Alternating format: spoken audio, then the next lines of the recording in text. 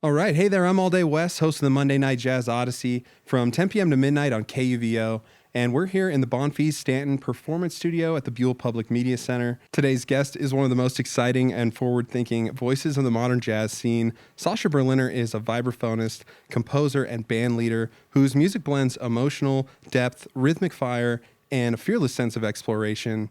She's performed and recorded with icons like Cecile McLaurin-Salvant, Tyshawn Sorey, and released critically acclaimed solo albums, and brought a bold genre-fluid approach to the vibraphone. She's also been a powerful voice for change in the music world, speaking out on issues of equality, representation, and the artist's role in today's culture. Sasha, thanks so much for being here at KUVO today. I'm happy to be here. Thanks for having me. Awesome. So what drew you into the vibraphone? It's such a unique instrument. Yeah, this is always a good question. I started on the drums and I auditioned for a performing arts high school that basically introduced me to the vibraphone, and I stuck with it ever since. So wow, that's that cool. Is the story. Yeah, vibes is kind of like a great in-between of percussion and melodic instrument. So I can see how that is enticing. Yeah. Yeah, it was definitely my bridge into the melodic and harmonic aspect of music, of which I did not know very much of before the vibraphone. So yeah. It's very amazing. And so who were some of your earliest musical influences, and have they changed over time?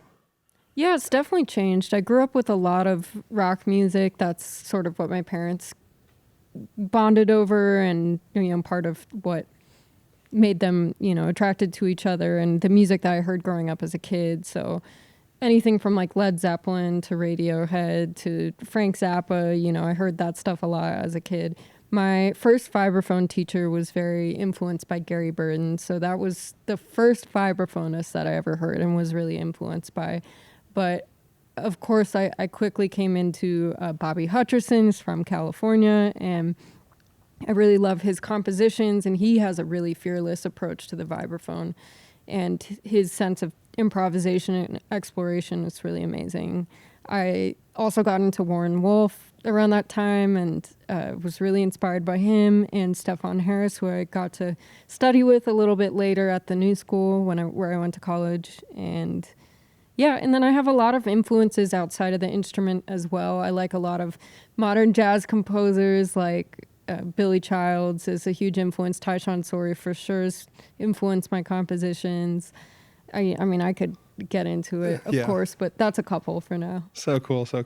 And, you've been a part of some of those amazing collaborations. What have been some of like a pinch me moment, like in stage or on studio?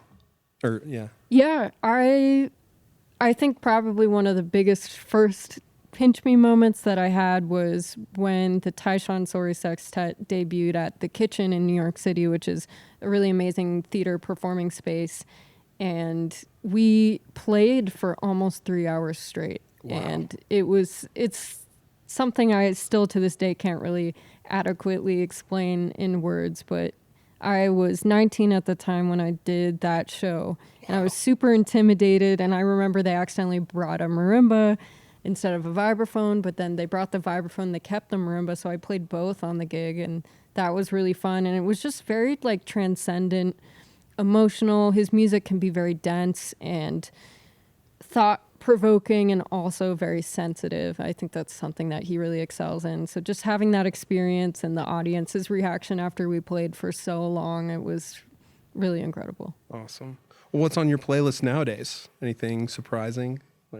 Anything surprising? I'm not sure if I would say anything surprising, but I was just talking about Billy Childs, and I'm studying his music a lot because I'm looking into expanding orchestration for future projects. And so I really like the project he did reinventing Laura Nero's music.